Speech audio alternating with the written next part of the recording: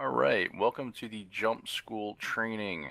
First things first, my name is Hythloday, I am your commander, and I'm going to educate you on being a good little airborne infantryman. First thing you want to go through is make sure that you have your minimap zoom in and out feature figured out. By default, these are the bracket keys on your keyboard. We recommend using the scroll wheel if you don't use them to swap your weapon.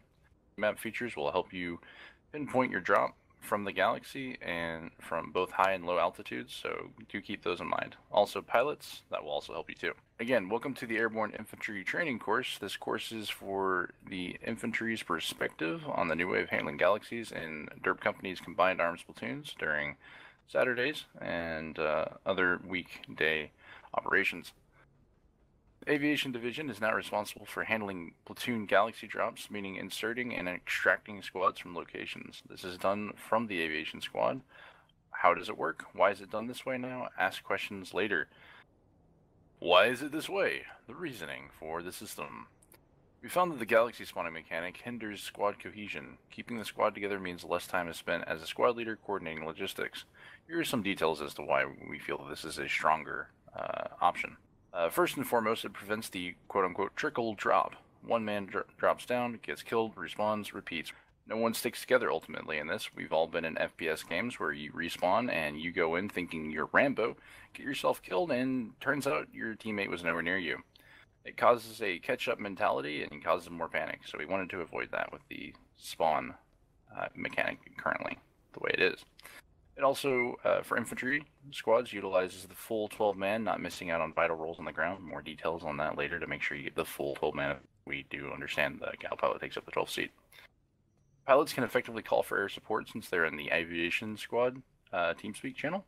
This allows them to call in, like, "Dear God, help me, I'm getting shot right now," kind of thing. Keeps infantry together, focused on the fight, as per mentioned, not logistics. Specifically hassling with asking a squad mate to pull Galaxy, dealing with inexperienced pilots, and wait time for the gal to arrive all the way from Warp Gate, or the nearest lattice lane connection.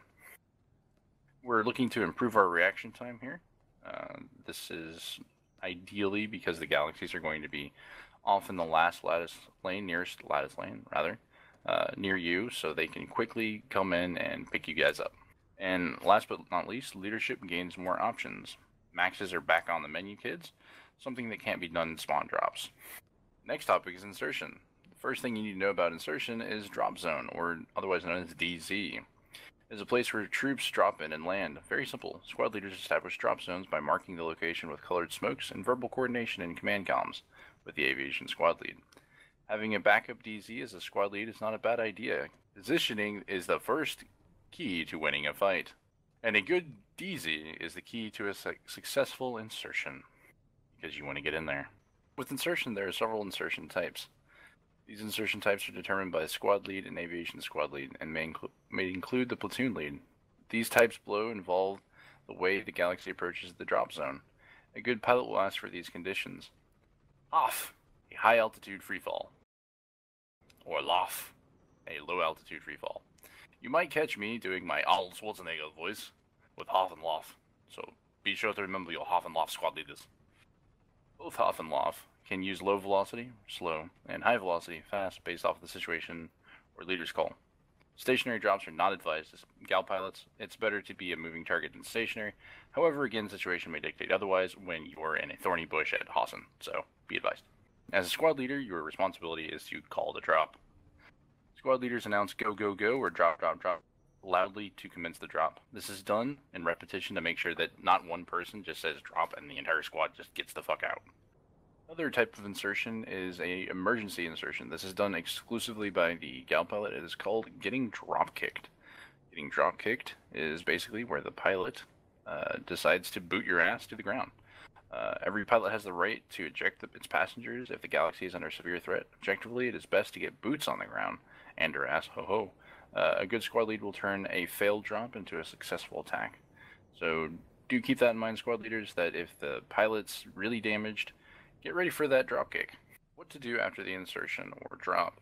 Number 1, the squad establishes a security on the drop zone location, holding that location. If hardcover and concealment is around, feel free to integrate it into your movement and defensive plans as a squad leader. In other words, make sure that when you drop, you're not getting instantly shot at. Number 2. This is why number 1 is important, because you really got to do a number 2. Number 2 is important to the success of the drop. Squad leaders absolutely must drop their beacon for later. Hythe, what did you forget? Hythe, what did you forget? The beacon.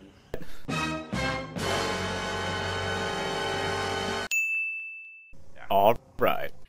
Get that bacon on the ground.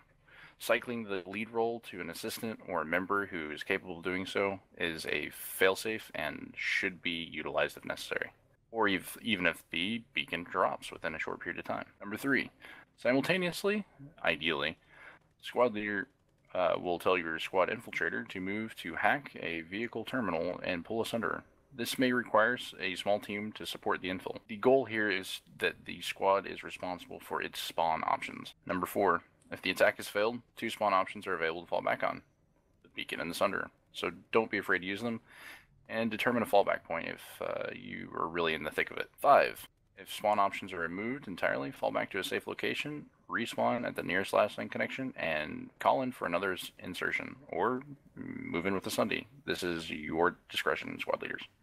Now, for the last bit of insertion, how to juggle the 12th man. With the pilot taking up the 12th seat in the galaxy, we recommend your 12th infantryman waiting in the redeploy screen, waiting for beacon. See step 2. On to the next major part of this new galaxy system. Extraction. Extraction, the first thing you're going to need to know with extraction is landing zone, or LZ. A landing zone is the actual point where galaxies land, often used for troop pickups. Squad leaders establish landing zones, much like drop zones, by marking the location with colored smokes and verbal coordination and command comms with the aviation squad lead. There are several types of extractions. First type of extraction is a regular extraction, or a safe extraction. We just call it extraction to make it simpler for you. This extraction is most common and reliable in use. This kind of extraction is used after a base has been captured or when an attack has failed and the squad redeploys to the nearest lattice lane connection and is called up for another pickup. Next type of extraction is combat extraction. Combat extraction is the most risky method of extraction, generally when the LZ is in a combat area or near a base. A combat extraction should be removed from the battlefield or on the outskirts of a base. So do be aware of that. Troops need to maintain the area by playing defensively. Last thing you want to have is half your guys die right as the galaxy lands. Now, the last one is not recommended, but it is fun, and it might be high speed for you crazy guys later on. Touch and go extraction. A touch and go extraction is efficient only in shaving off the time needed to actually land. The goal is to swoop above the troops and at an extremely low altitude and high speed, allowing the infantry to enter the vehicle just as it soars above head. Rooftops are highly recommended for this kind of extraction. Because of this extraction's unreliability, it is unlikely to be requested as often as other methods. Instructor's notes. Aviation with 2 infantry squads to transport, you will have the ability to coordinate cycling between one galaxy or the other. As infantry should be aware, pilots may change. This actually improves our reaction time ideally. So that is the plan with that. Platoon leads.